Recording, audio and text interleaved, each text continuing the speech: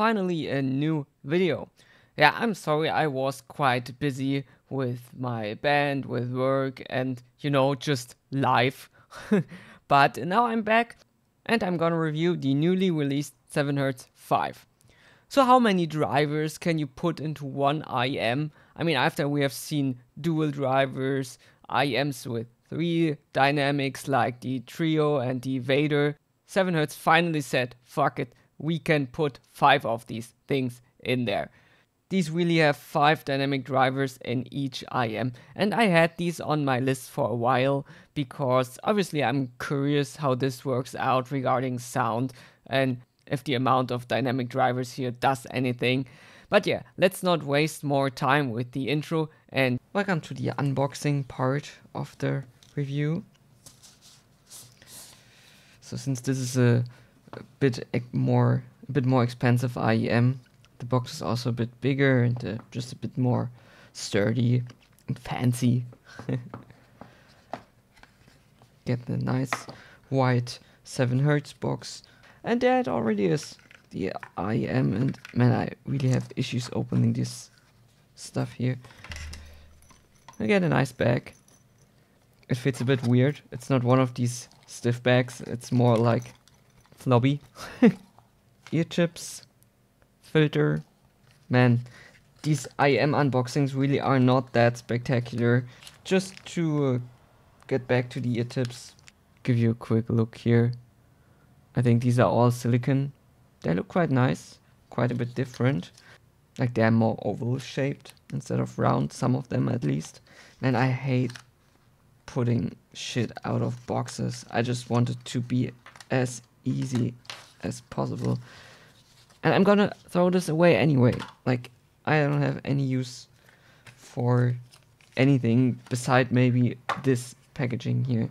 It feels quite light for having 5 dynamic drivers in there, but still metal backplate here. But I will talk more about this in the review. Just to put all of this aside here. Obviously you get some paper stuff, but this is what you get. IM, filters, ear tips, nice carrying bag, obviously good box, and yeah.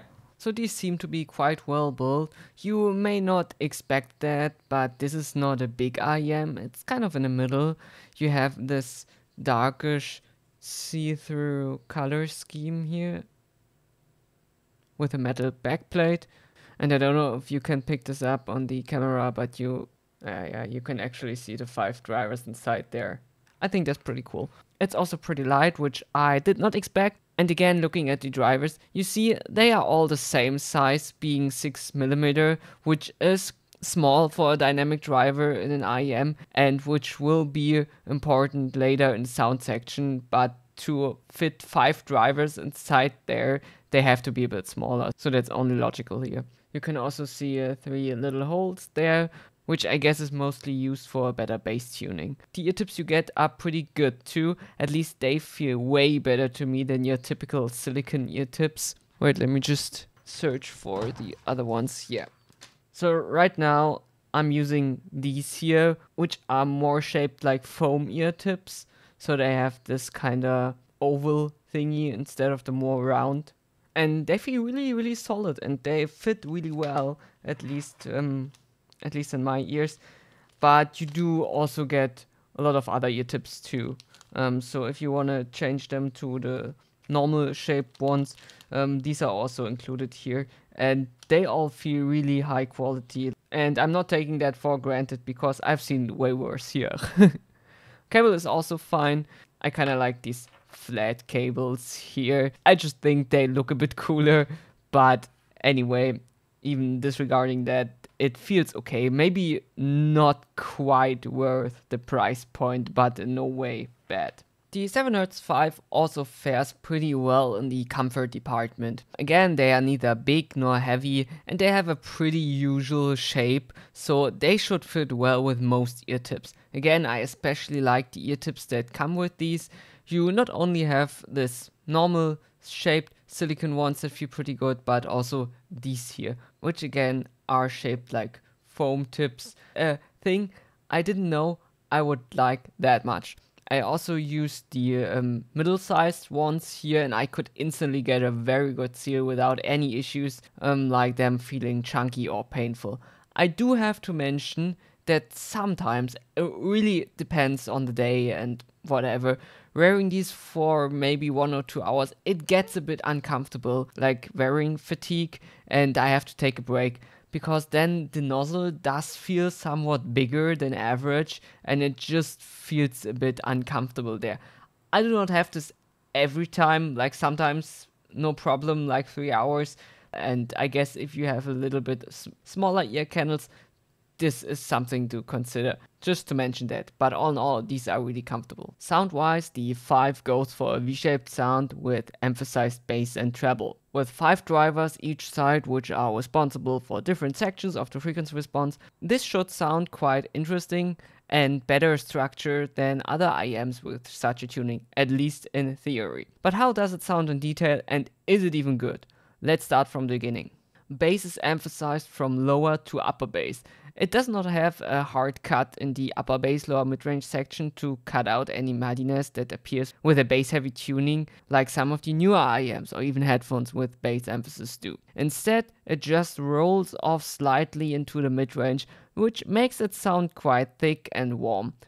Bass though is well extended into the lower bass, but the main focus here is what the mid bass is able to deliver. It also avoids this kind of cold bass response you get sometimes when you take too much upper bass out, and just it has just a more classic warmth in the bass.